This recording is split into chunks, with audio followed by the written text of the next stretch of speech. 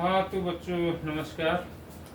आज मैं एक बार फिर आपको बैंक समाधान विवरण, बैंक रिकन्सिलिएशन स्टेटमेंट के बारे में आपको बताता हूँ। एक समस्या है और उसको सॉल्व करके आपको दिखाता हूँ। समस्या है ये 31 मार्च 2020 को रामलाल एंड कंपनी की रोकड़ बही का शेष जो डेबिट है वो 20,000 रुपये, यानी balance as per cash book 20,000।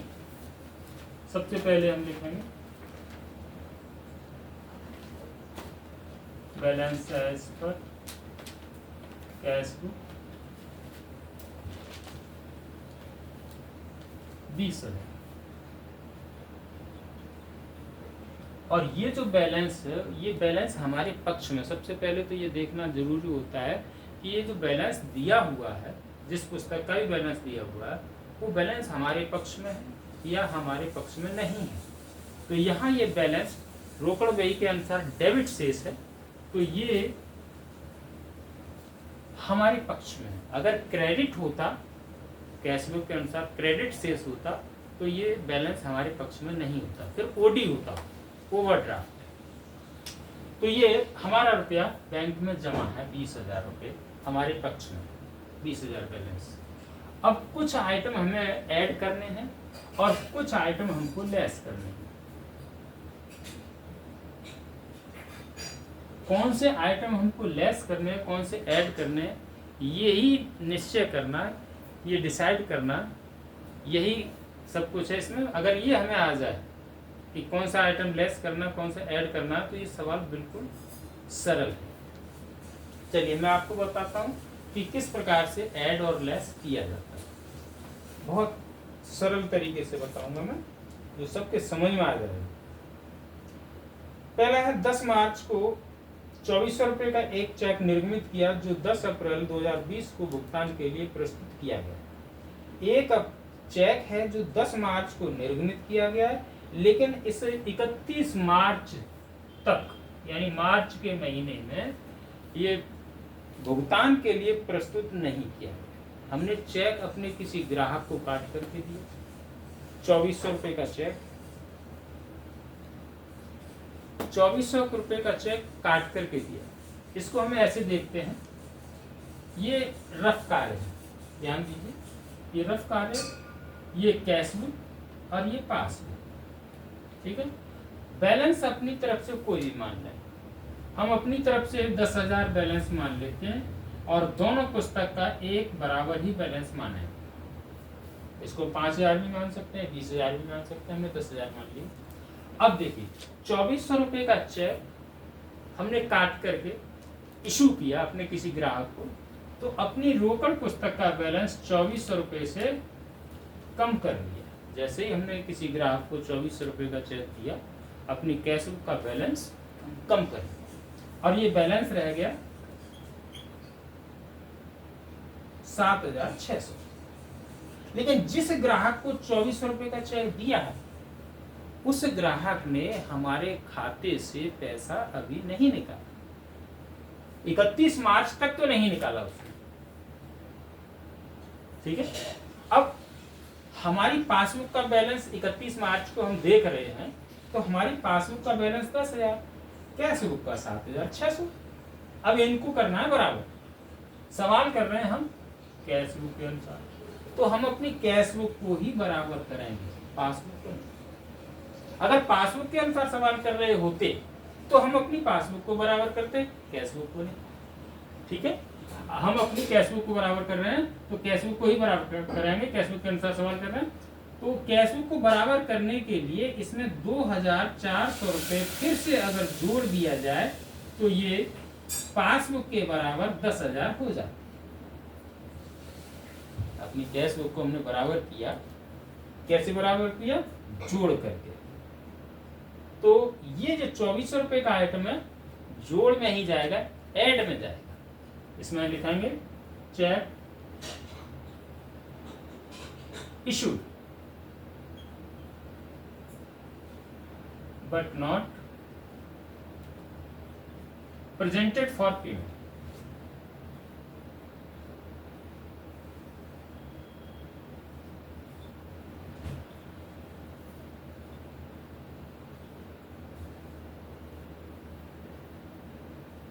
2400 रुपये। अब अगला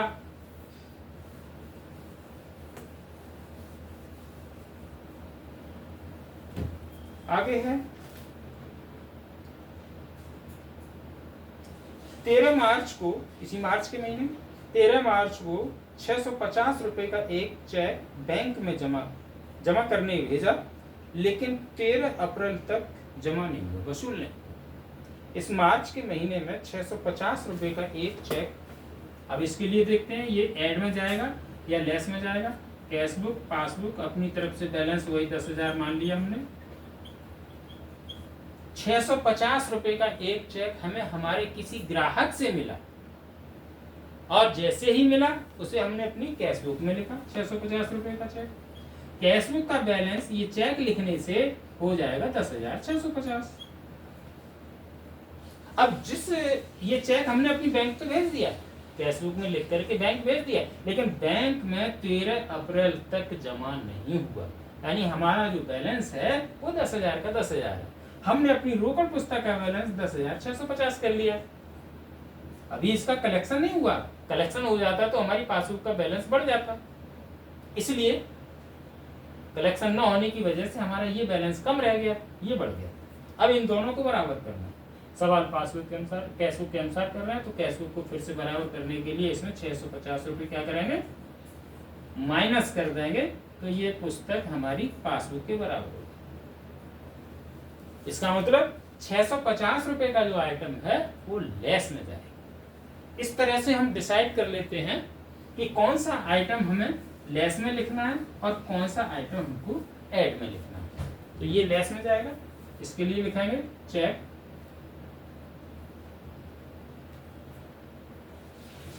send to bank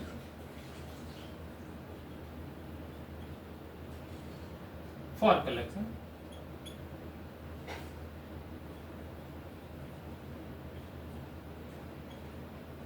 but not collected.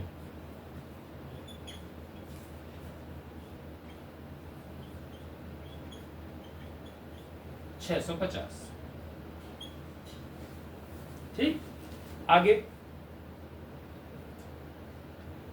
एक ग्राहक ने सीधे 240 रुपए व्यापारी की ओर से जमा कर दिया, जिसकी सूचना व्यापारी को 3 अप्रैल को मिली। हमारा कोई ग्राहक 240 रुपए उसने हमारे खाते में सीधे जमा कर दिया, हमको सूचना नहीं दी।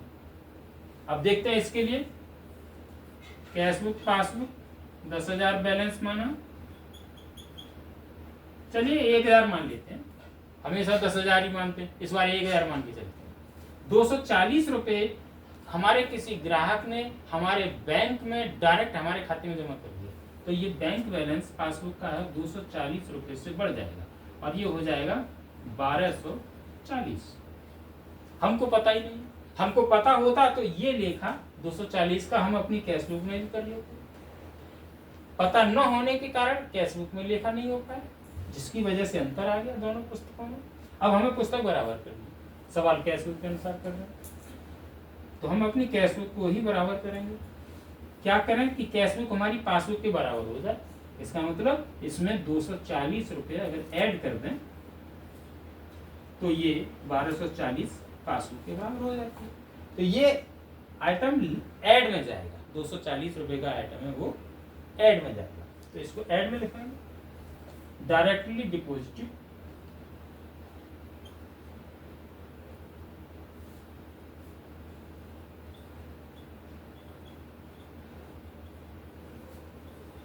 by a customer।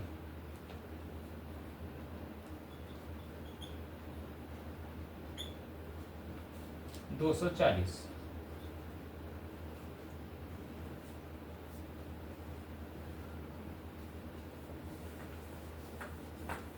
अब देखते हैं आगे, बैंक ने गलती से व्यापारी का खाता 250 रुपए से डेबिट कर दिया और इस गलती का पता 4 अप्रैल को पता चला। बैंक ने गलती से 250 रुपए से गलती से डेबिट कर दिया। कैश बुक, पासबुक, अपनी तरफ से कोई भी बैलेंस यहाँ मान लेते हैं। हमने उसकी इस बार 10,000 माना, गलती से 250 रुपये से हमारा खाता डेबिट कर दिया, तो बैंक बैलेंस हमारा जो जमा धन है बैंक में कम हो जाएगा। क्रेडिट करता तो बढ़ जाता, बैंक के द्वारा अगर क्रेडिट किया जाता तो हमारा जमा धन बढ़ जाता, डेबिट किया है तो जमा धन हमारा कम हो जाएगा, 9,750 रह जाएगा। इस गलती की सूचना हमको 3 मतलब अप्रैल के महीने में मिली, 4 अप्रैल को। खैर कैसे भी हो, अंतर तो आए दोनों पुस्तकों में। अब इस अंतर को दूर करना है, हम अपनी कैशबुक के अनुसार सवाल कर रहे हैं तो कैशबुक को ही बराबर करेंगे, और इसमें से भी अगर 250 रुपये माइनस कर दिए जाएं तो ये 9,750 दोनों पुस्तक बराबर हो जाती है। कैसे बराबर हुई? माइनस करके, तो ये आइटम 250 रुपये का माइनस में जाएगा, लेस में जाएगा।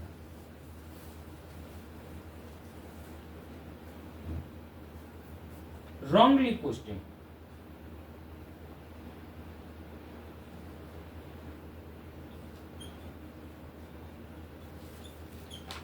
by बैंक 250 बैंक ने गलती से गलत एंट्री कर दी। अगला है बैंक ने 30 रुपये कमीशन के लिए और 40 रुपये ब्याज के दिए। बैंक ने 30 रुपये कमीशन हमसे ले लिया है, तो ऐसी कंडीशन में हम देखते हैं 1,000 बैलेंस मान लिया, बैंक ने 30 रुपये कमीशन हमसे ले लिया है, हमें दिया नहीं है, ले लिया है, तो हमारा बैंक बैलेंस कम हो जाएगा। 1,000 जमा था, अब ये 970 ही रह गया, 30 रुपये से कम हो गया। हमें मालूम ही नहीं है, अगर मालूम होता तो इसका लेखा हम अपनी कैशबुक में कर लेते, और कैशबुक कर लेते तो ये अंतर आता ही।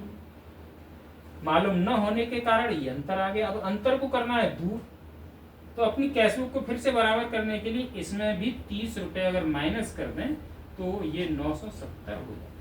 अपनी कैशबुक को हमने माइनस करके, लेस करके, घटा करके बराबर किया, तो ये 30 रुपये का आइटम है वो लेस में जाएगा। इसको लेस में लिखेंगे,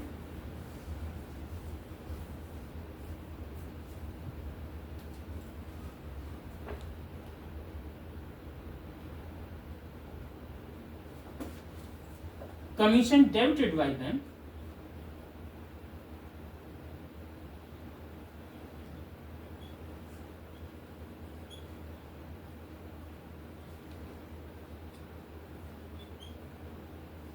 but not written in the cash book.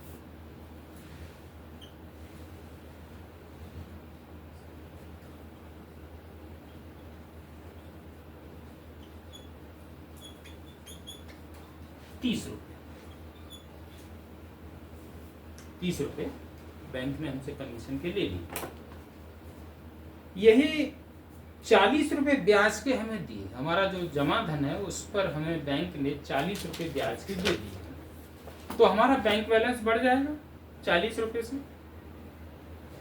और 40 रुपये से बैंक बैलेंस बढ़ जाएगा, तो कैशबुक को पुनः बराबर करने के लिए उसको भी हमें बढ़ाना पड़ेगा, अर्थात ऐड में जाएगा। 40 रुपये का जो आइटम है वो ऐड में जाएगा, तो इसको 40 रुपये ऐड में लिखा जाएगा। इंटरेस्ट credited by bank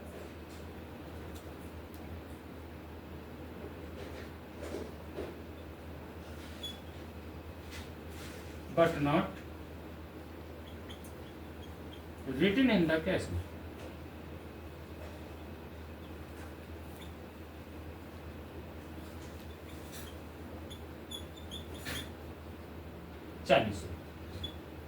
अब हमें 3 आइटम जोड़ने हैं और 3 आइटम घटाना, माइनस करना। तो 3 आइटम ये जोड़ेंगे, कितना जोड़ेंगे टोटल? 80, 6, 2, यानी तीनों को जोड़ा 2,680 रुपये हमें जोड़ना है। 20,000 में 2,680 जोड़ा तो ये हो गया 22,680। घटाना कितना है, ये 3 आइटम हमें माइनस करने घटाने, तो कुल हमें घटाना है 930 रुपये। 650, 250 और 30, ये कुल मिलाकर के 930 रुपये हमें माइनस करना है। 0, 5, 5, 10, 3, 13, 1, 7, 8, 9। अब ये घटाना है, इसमें से ये घटा कर यहाँ लिख देते हैं। 5, 16 में से 9 गए 7, 1, 2, 21,750 रुपये। ये बैलेंस हमारा जो निकलेगा, ये अगर हम कैशबुक के अनुसार कर रहे हैं तो पासबुक का बैलेंस निकलेगा, या नीचे लिखाएंगे बैलेंस एज पर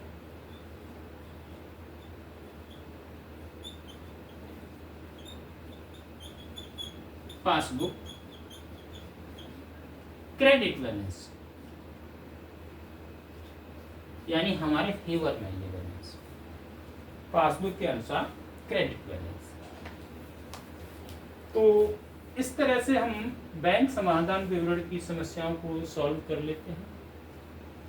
मुझे अनुमान है कि बच्चों के समझ में आया होगा, और समझ में आया तो इस चैनल को सब्सक्राइब ज़रूर करें। धन्यवाद।